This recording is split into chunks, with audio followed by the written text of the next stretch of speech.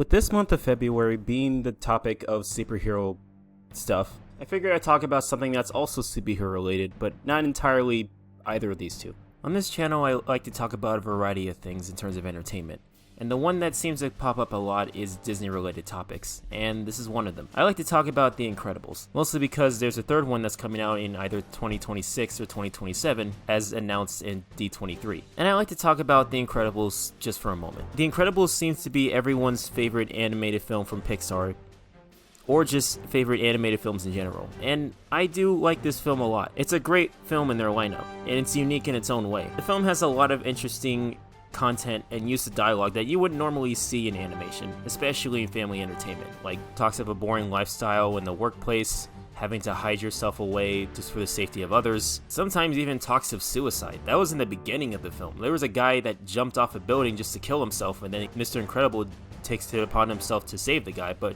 he didn't really want to be saved. He wanted to die. That's something you would never see in a kid's film. That's pretty crazy. And that's just a lot of many other stuff that happens in this film that sets the bar for what animation could actually pull off. We don't seem to be going that direction now or taking many risks, but this film was one of the last few that actually did that, and I really admire it for doing that. Speaking of death, there's a lot of people that do die in this film. Sometimes they could be bystanders or specific villains on speeders that are chasing a young boy who can run fast. They die a lot, and it's really crazy to see that in a kid's film. I honestly didn't really expect to see that. I mean, that's just one of many things that I like about it in terms of it taking risks. But the best part about it, ironically, it's not even just the superhero stuff.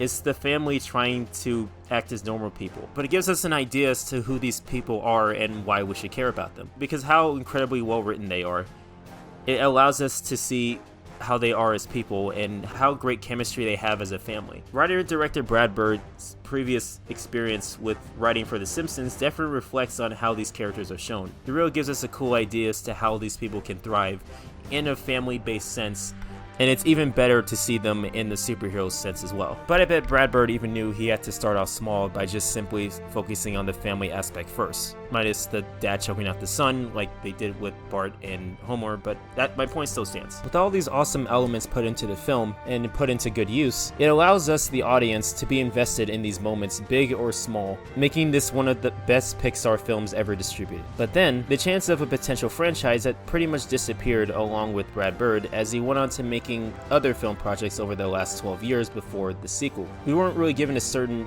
release in terms of there being a sequel in the works, or if it ever happens at all. And despite every living being around the world begging Bird to continue the story, he finally caves in to make it happen, and we were all excited to see the next piece of the story. Sadly, it wasn't really worth the wait. Sure, in terms of the animation, it was a high improvement from the original, but it could have done it a lot better.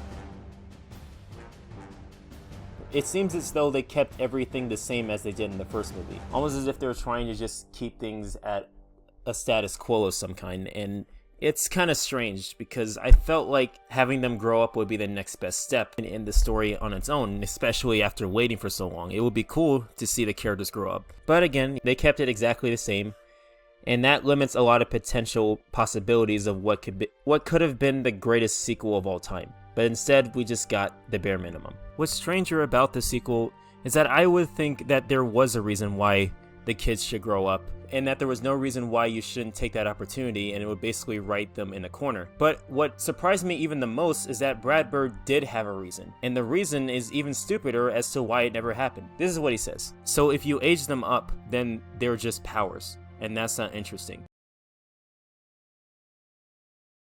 That explains literally nothing, and it's utter bullshit. There's plenty of things you can do with them when they're grown up, and they're not just powers. They're people that you written so well in the first film that can actually be developed in ways that we can easily relate to, whether or not they have superpowers. Those characters are just regular, normal people that just happen to have superpowers. That's what you could have done with this sequel, but you decided just to keep it the same because you just didn't think it was interesting enough. So great. That's just great. However, with the third installment being announced on D23 earlier this summer, that could all change. There could be a chance that Brad Bird can make that happen. Allowing these characters to grow up can lead to a great story for the film. Violet can grow up as an adult to live her own independent life, like say she graduates from high school and wants to move on, like move out of the house and try to live an independent life. Dash can grow up as a teenager, learning how to slow down and not to rush through things, and kind of allowing himself to take in life around him without having to speed things up. Or Jack can grow up to be 5 or 6 years old, going to preschool or kindergarten and trying to interact with kids, even though his control of his powers might be a bit out of the ordinary, especially how he interacts with the environment around him. So maybe he could have like some sort of an autistic spectrum disability. Not to say it has to be a disability of any kind, but what I'm saying is there are things you can do with the whole thing of him changing to different things out of his control. What if he gets to a point where he can control it and that he can actually use it to his benefit as his superpowers? So it's like there's a lot you can do with it. And then you can have a little bit of a subplot too with the parents suffering a midlife crisis as they're getting old, and how it might affect their powers as well. Oh yeah, that's another thing. What if with the kids growing up, their powers actually get stronger, and maybe the powers that they develop from their parents are inherited from them? That would be pretty awesome. There's a lot you can do with this material. So many elements, literally gift wrapped it for Bert to take full advantage of. And there's plenty of time to do it.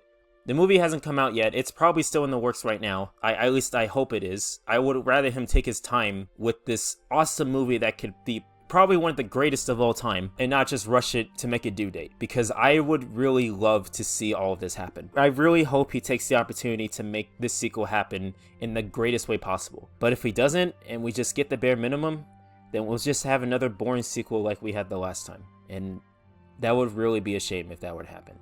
But let's just hope that doesn't happen, and pray that this will be fucking awesome.